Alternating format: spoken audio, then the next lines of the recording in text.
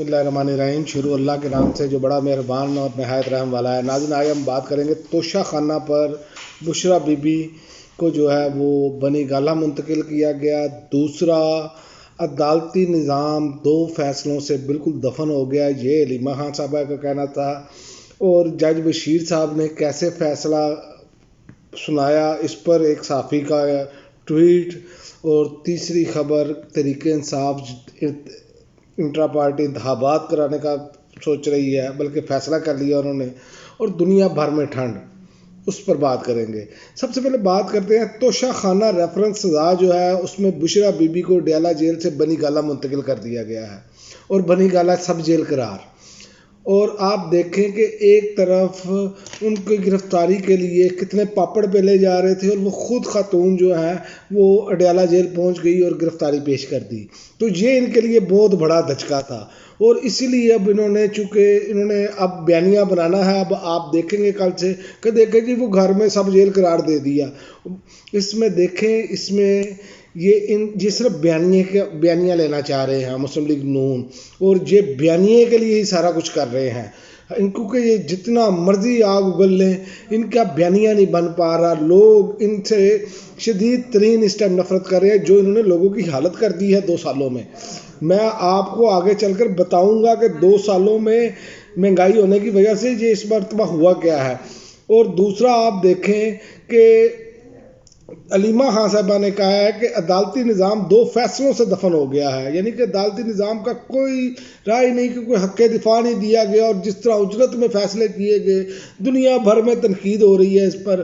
पाकिस्तान भर में जो आज़ादाना सोच रखते हैं वो इस फैसले पर तनकीद कर रहे हैं, लेकिन यहाँ पर हमें कोई सूझ ही नहीं रही, बल्कि यहाँ पर तो लेवल प्लेइंग फील्ड भी नहीं दी जा रही। एक तरफ तमाम लोग, और देखें आप कि तहरीक इंसाफ जो इंट्रा पार्टी इंतखाबात कराने जा रही है, जो उन्होंने फ़ैसला कर लिया है कि हम जो है वो इसी हफ्ते में, 1 हफ्ते में जो है वो इंट्रा पार्टी जो इंतखाबात है वो कराएंगे। लेकिन आप देखें कि उनके दफ्तरों को सील किया जा रहा है, सब कुछ किया जा रहा है, जबकि हमारे सारे जो सरकारी अफसरान हैं, जो साहिब इक़्तिदार हैं, इस टाइम बैठे हैं, वो कह रहे हैं कि जनाब हम हर तरह से जो है वो कर रहे हैं, साफ और शफाफ इंतखाबात के लिए काम। लेकिन ये नहीं बता रहे कि हम एक जमात को गिराने के लिए, दबाने के लिए सब कुछ कर रहे हैं। बहरहाल उनका जो चाहे उनका उसने करिश्मा साज करे।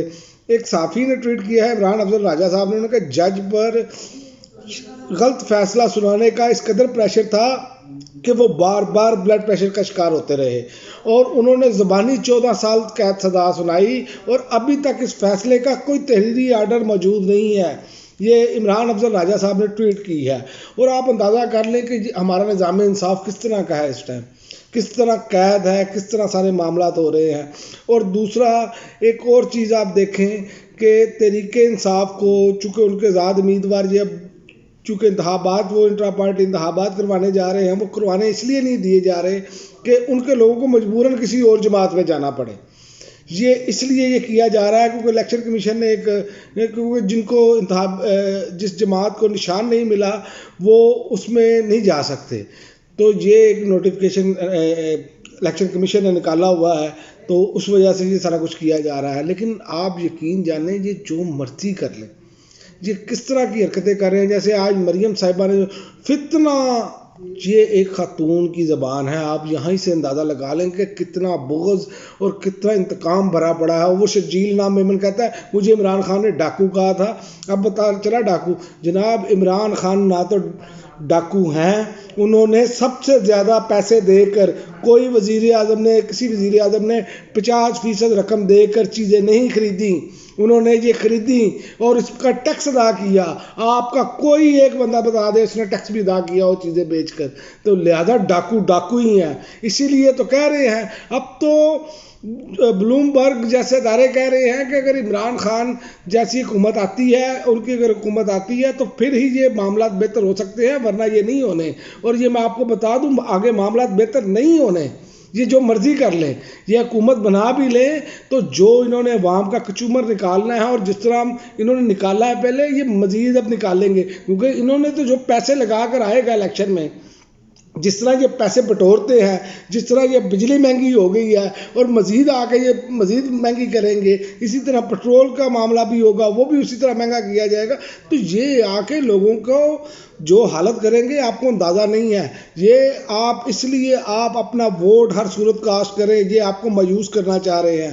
تو جب آپ 70% سے اوپر ٹرن آؤٹ لے جائیں گے تو یقین کریں جیت آپ کی ہوگی، چاہے جو کچھ مرضی کر لیں.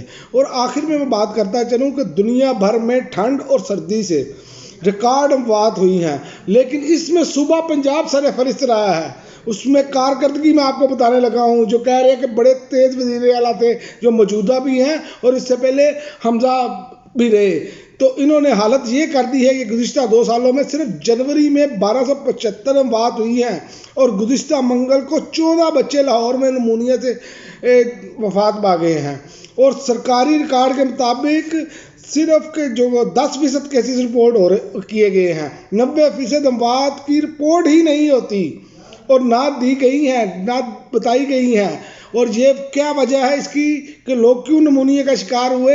یہ 2 سالہ کارکردگی ہے. 2 سالہ کارکردگی یہ ہے کہ مہنگائی، بجلی اور گیس مہنگی ہونے کی وجہ سے آپ دیکھیں گیس کے جو بل ہیں وہ کتنے مہنگے، کتنے زیادہ آ رہے ہیں، ڈبل سے زیادہ ہو گئے ہیں، 3 4 گنا زیادہ مہنگے. بجلی بھی اسی طرح مہنگی، یونٹ آپ دیکھیں کہاں تک پہنچ گیا. لوگ نہ ہیٹر جلا سکتے ہیں، نہ لکڑیاں بال سکتے ہیں، جو جلاتے ہیں جو وہ بھی نہیں جلا سکتے. اس کی وجہ کہ لکڑی مہنگی، مہنگائی اتنی زیادہ ہو گئی کہ پہلے لوگ یہ ہوتا تھا کہ آگ جلا کر کوئلوں سے، کوئلہ بھی مہنگا، ہر چیز کو آگ لگی، جس کی وجہ سے لوگوں کی سکت ہی نہیں رہی اور لوگ جو ہے وہ ٹھنڈ کا شکار ہوتے رہے. لوگ اپنے گھروں میں پہلے کر لیتے تھے یہ اقدامات، اب نہیں کر پا رہے کیونکہ ان کی قوت خرید ختم ہو گئی. مڈل کلاس کو تو ختم کر کے رکھ دیا آپ نے.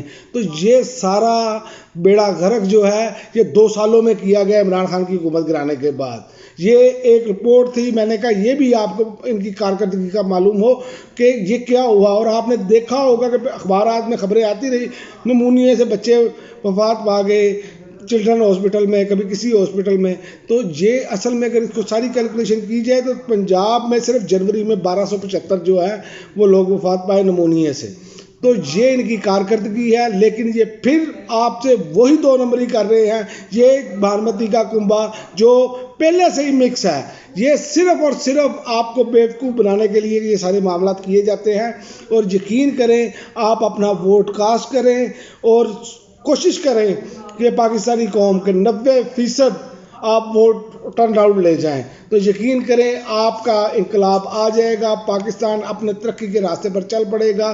یاد رکھیں جن ممالک میں 90% سے اوپر کا ٹرن آؤٹ ہے وہ ترقی یافتہ ممالک ہیں، جہاں پر ووٹ ڈالنے کی ریشو یہ ہے کیونکہ لوگ خود اپنے نمائندے چنتے ہیں اور پھر وہ لوگ آ کر جب لوگوں کو جواب دہ ہوتے ہیں. اس لیے آپ ووٹ ضرور کاسٹ کریں کیونکہ جو ووٹ آپ نہیں ڈالتے وہ بھی کاسٹ کر لیا جاتا ہے. بلکہ یہ تو غریبوں سے اب اس طرح کا مذاق کر رہے ہیں، شناختی کارڈ دے دو الیکشن کے بعد لے لینا.